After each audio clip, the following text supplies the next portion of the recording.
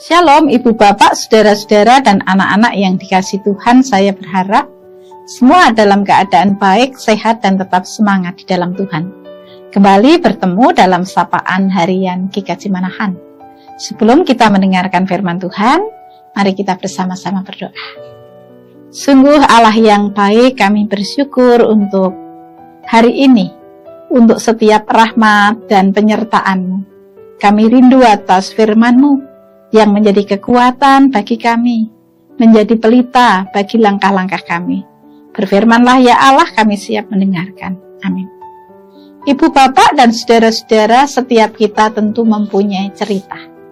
Cerita tentang masa kecil, tentang keluarga, tentang hobi, tentang relasi kita dengan orang yang kita cintai, tentang capaian ataupun kegagalan hidup kita. Dalam sejarah peradaban, cerita mempunyai peran penting untuk membentuk kebudayaan dari generasi ke generasi.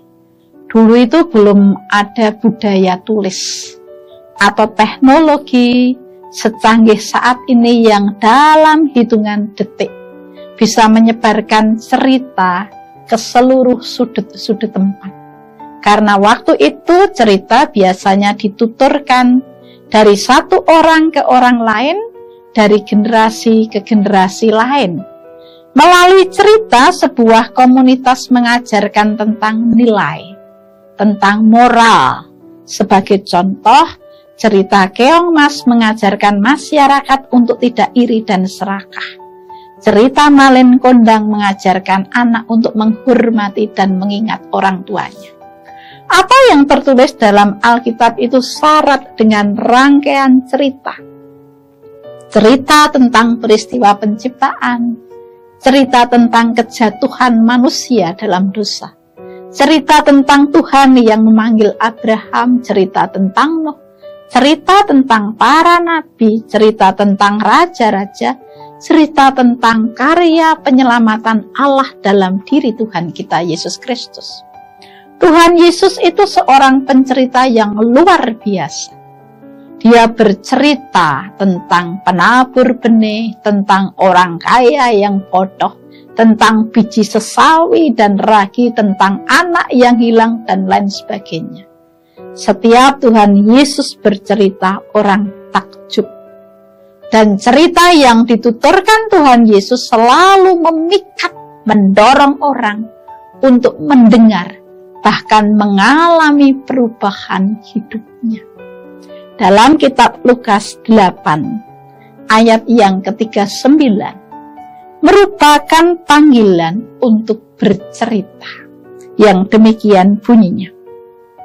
Pulanglah ke rumahmu, dan ceritakanlah segala sesuatu yang telah diperbuat Allah atasmu.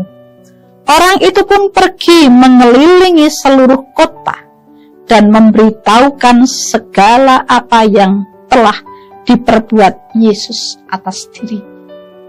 Panggilan untuk bercerita itu disampaikan Tuhan Yesus kepada orang yang saat itu ditemui di Girasa, yang kerasukan setan dalam jumlah besar, dengan istilah legion, yang sepadan dengan sekitar 6.000 pasukan Romawi. Jadi setannya banyak, kekuatannya banyak, seperti kekuatan 6.000 pasukan Romawi. Kuasa gelap yang sangat banyak itu begitu membelenggunya, yang membuat dia mengalami penderitaan yang sangat besar. Bahkan dia tidak mengenal dirinya, dia tidak berpakaian, dia berada di kuburan. Perjumpaan dengan Tuhan Yesus membawa perubahan yang luar biasa. Kuasa gelap itu ditengkingnya sehingga keluar dari orang tersebut. Pengalaman ini membuatnya sangat bersyukur, sehingga ia ingin mengikut Tuhan Yesus kemana Tuhan Yesus pergi. Namun Tuhan Yesus justru menyuruhnya untuk pulang dan menceritakan apa yang telah diperbuat Allah dalam hidupnya. Memang benar, perjumpaan dengan Tuhan Yesus tak bisa membendung dirinya. Dia berkeliling ke seluruh kota, menceritakan apa yang telah diperbuat Allah dalam hidupnya. Hidupnya menjadi cerita yang otentik tentang kebaikan Tuhan. Ibu, bapak, dan saudara-saudara, bukankah sudah banyak pengalaman yang membuktikan karya Allah dalam hidup kita, kebaikan Allah, karya keselamatan Allah? Saat ini panggilan kita bercerita tentang pekerjaan Allah, karya Allah, melalui kehidupan kita menjadi cerita yang otentik. Allah ada dalam diri kita. Selamat bercerita tentang karya Allah. Tuhan memberkati. Amin.